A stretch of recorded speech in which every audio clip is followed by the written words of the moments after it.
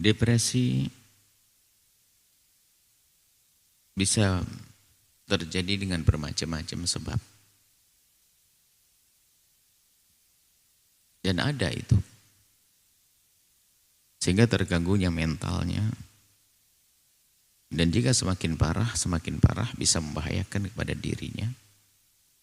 Dan membahayakan orang lain. Maka dalam kesempatan ini kami perlu mengingatkan kepada semuanya bahwa di dalam diri kita itu tidak hanya jasad saja. Bukan hati yang merindu atau membenci, tapi ada mental. Yang harus kita jaga agar tetap stabil. Ada orang emosi tidak jelas, pasti itu adalah telah tidak benar mentalnya. Nah, berubahnya mental kita ini adalah tentu ada bermacam-macam sebab. Khususnya di dalam rumah tangga ya, ada rumah tangga. Maka jangan sampai naudzubillah di rumah tangga kita menjadikan pasangan kita itu menjadi orang yang tertekan. Ini tertekan. Ada seorang suami tertekan dengan istrinya. Dari tuntutan dengan bermacam-macam perilaku. Sehingga seorang suami kadang sudah tidak mampu lagi membahas di rumah tangganya. Kalau dibahas pun pasti ramai. Jadi seorang istri yang tidak peduli, tidak menjaga perasaan suami. Ada juga seorang suami yang menjadikan istrinya tertekan. Berarti ini bukan hidup sehat itu. Hidup rumah tangga kan harus saling memberi kesenangan, meringankan beban pasangan. Kenapa kok hidup kita menjadi membebani pasangan kita? Coba dikoreksi. Meringankan beban kan bukan harus kita ikut dengan fisik kita bekerja. Seorang suami kalau memang ternyata, mohon maaf, tidak terlalu bisa membantu istrinya karena dia bekerja dan sibuk dan sebagainya. Kemudian tidak bisa merawat anaknya di rumah. Akan tapi kan bisa meringankan beban istrinya dengan kata maaf, lembut kata dan seterusnya. Dibesarkan hati sang istri, wah istriku terima kasih Masya Allah. Kau telah merawat 4 anakku ya Allah. Sudah begitu aku bekerja di luar pun belum bisa dapat apa-apa. Dan suami itu yang mencari rezeki juga kesusahan, kemudian di rumah mikir anak dan sebagainya, itu juga potensi untuk depresi juga. Maka seorang istri di rumah pun jangan berkata, dari kemarin begitu saja gajinya nggak naik-naik, kebutuhan naik, listrik naik, gula naik, kopi naik, kemudian akan tapi hendaknya kita bisa saling menguatkan hati, sayang. Kalau memang rezeki kalau belum jatah kita tentu memang belum sampai kepada kita. Suamiku yang penting sudah berusaha cukup bagiku. Adapun kekurangannya yuk kita sempurnakan bersama. Mestinya makan 3 kali, saya akan coba makan 2 kali. Saya akan coba olah sebaik-baiknya. Abang nggak boleh sedih sayang ya, abang nggak boleh marah. Abang nggak boleh gelisah. Jadi dikuatkan hatinya. Seorang suami menguatkan hati sang istri. Itu adalah makna yang harus kita hadirkan dalam rumah tangga. Itu seorang suami bisa depresi, akhirnya marah terus kalau pulang ke rumah karena stres.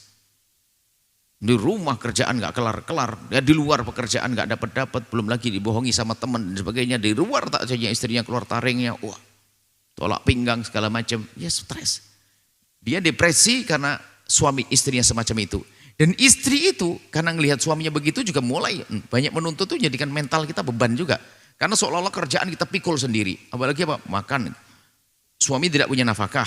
Padahal bukan suami tidak cari uang. Suami belum bisa menafkahi dengan maksimal. Akhirnya sang istri tabungannya jebol, ngerawat anak dan sebagainya. Itu semakin marah. Akhirnya membuat mentalnya berubah.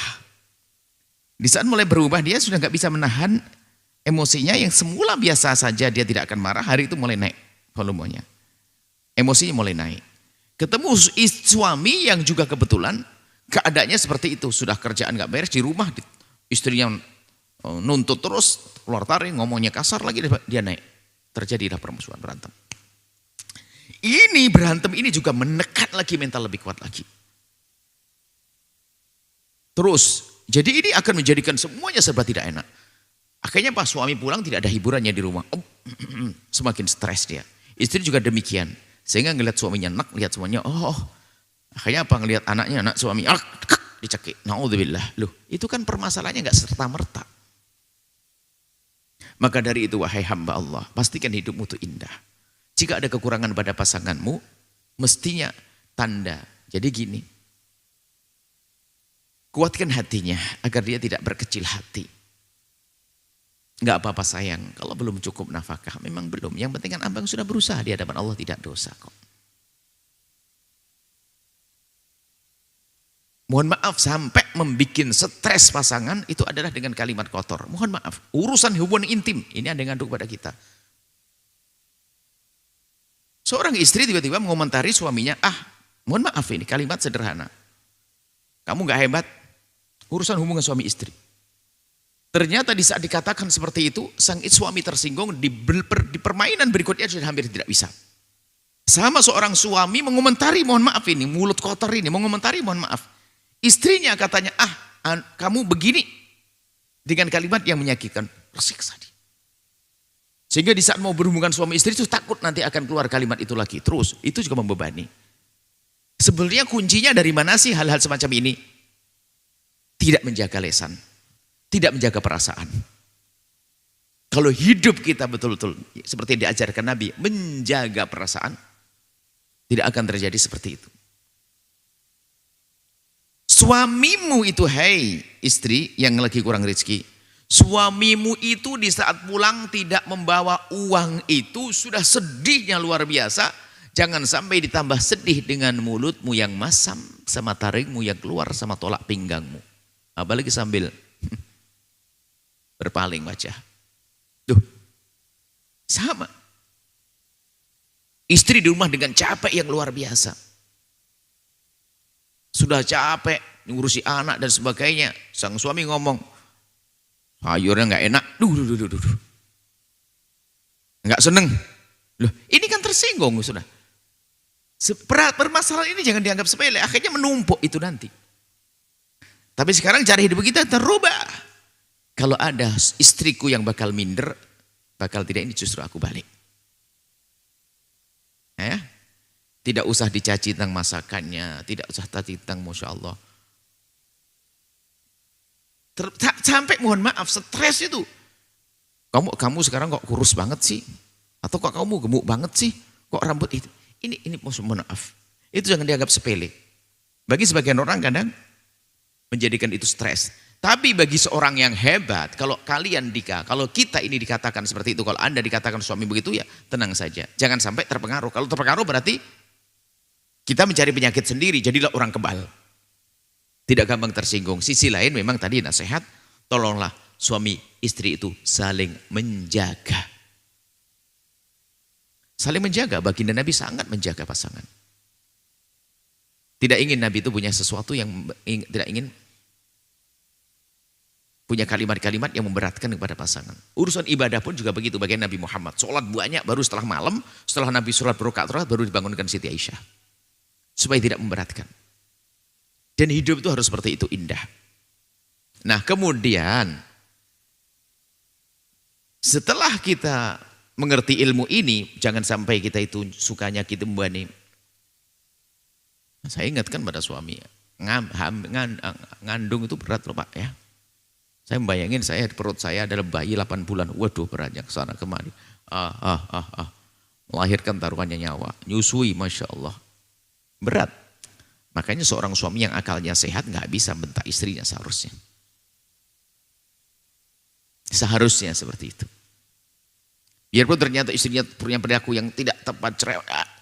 Ingat bahasanya dia telah mengandung anakku berbulan-bulan. Tidak, aku harus sabar sesaat. Sehingga dengan sabarnya, dengan akal cerdasnya, emosi istri juga makin terkontrol. Karena apa? Tidak mendapatkan reaksi. Jadi sekamnya itu bara apa? Kayunya itu tidak kena bakar. Jadi aman. Nah seperti itu.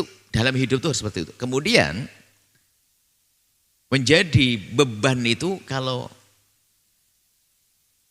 menganggap dari anggapan sebetulnya, berat itu dari anggapan. Contoh merawat anak.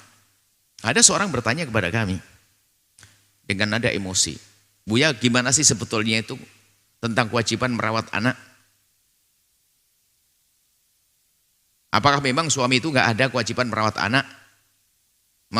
Maksudnya Ibu, di rumah itu yang merawat anak saya, mandikan saya, semuanya saya. Ini perempuan. Ibu, seorang ibu bertanya. Dan dalam hati saya memang laki-laki itu salah membantu anak istrinya, saya tidak. Cuman saya yang memberikan pertanyaan kepada perempuan tersebut dengan pertanyaan sederhana. Ibu, itu anak siapa? Dia hanya ngomong, anak saya. Loh, terus? Kan anaknya ibu, kenapa ibu pusing? Tapi kan, sudahlah, anak ibu kan. Legakan hatimu dengan kesadaran bahwasanya itu anak ibu.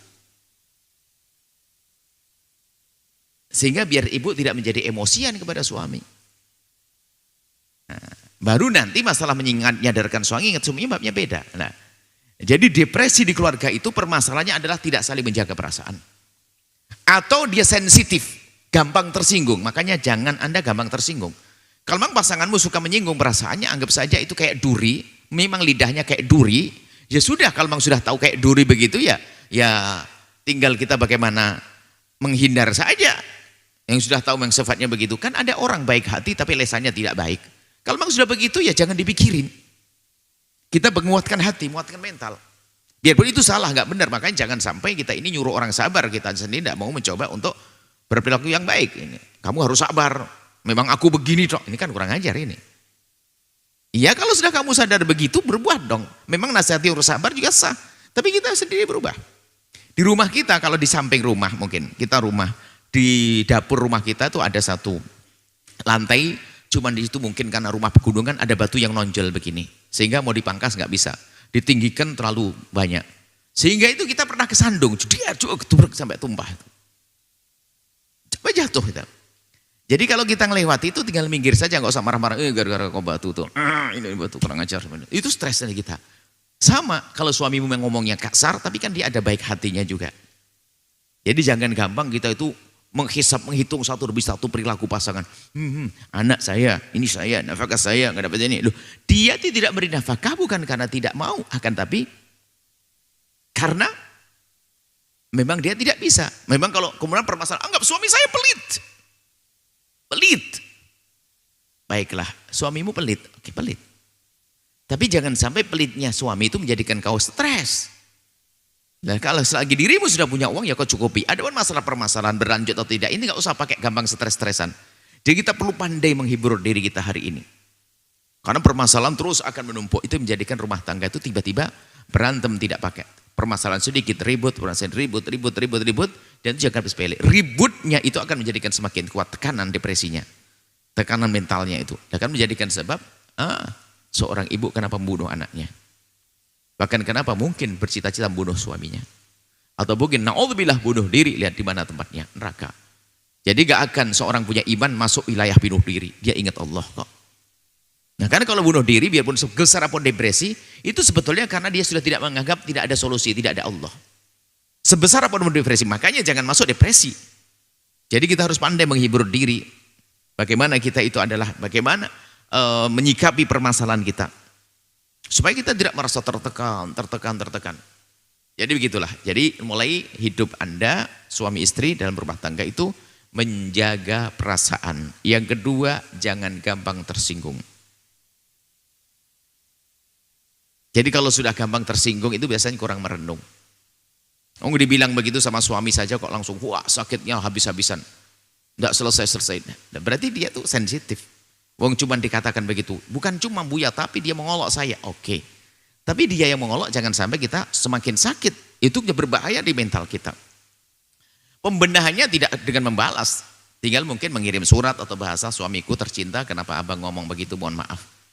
Ayo kita selesaikan dengan baik. Kalau suami lagi ngomong enak lalu kita balas dengan kalimat jelek, apakah akan berhenti mulutnya? Mungkin akan bertambah lagi, kamus kotornya keluar lagi. Diucapkan lagi dan seterusnya dan seterusnya.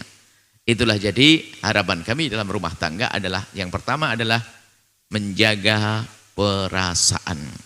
Kalau ternyata dirimu tidak bisa memberi nafkah karena memang tidak mendapatkan uang dan rizki, maka kata maaf kan perlu atau diganti dengan yang lainnya. dengan perhatian yang lebih kepada istri dan sebagainya. Di sisi lain istri tolong, suamimu pulang itu di saat tidak membawa rizki dia sudah gemeteran. Jangan ditambah takut dengan suaramu yang lantang. Begitu sebaliknya seorang istri ya, di saat mungkin ada kekurangan dalam dirinya ya, dia jangan ragu untuk mengatakan maaf kepada suami ya, dan diganti dengan pelayanan yang lainnya, dengan pengabdian yang lainnya, sehingga hidup itu akan mudah dilewati, tidak dikit-dikit marah dan emosi. Kemudian setelah itu ya di dalam kebersamaan ini ya membiasakan ya, ini termasuk hal yang sering dilupakan ya, membiasakan kita ini dalam rumah tangga ada satu rambu-rambu ya, membangun satu komunikasi yang baik, sehingga ada satu rumus yang kami hidupkan yang perlu dihafal oleh siapapun ya. Biasakan budaya mudah memaafkan dan mudah meminta maaf. Mudah memaafkan dan mudah meminta maaf. Tulis yang gede depan pintu. Mudah memaafkan dan mudah meminta maaf. Itu penting banget. Ada orang itu gak pernah meminta maaf, sehingga bikin kesel. Dan mudah memaafkan itu menjadikan lega kita, sehingga akan depresi-depresi itu akan mudah terpangkas dengan kebiasaan yang baik ini. Kurang lebihnya seperti itu. Semoga Allah menjaga keluarga kita semuanya. Ternyata permasalahan kompleks, sebabnya bermacam-macam ya. Sebabnya kadang-kadang ngurus anak, kadang-kadang ini. Akan tapi paling tidak rambu-rambunya seperti itu. Semoga Allah menjauhkan kita daripada hal-hal seperti itu. Allah menjaga kita, menjaga keluarga kita. Jangan lupa berselawat kepada baginda Nabi Muhammad sallallahu alaihi wa alihi wa sahbihi wasallam.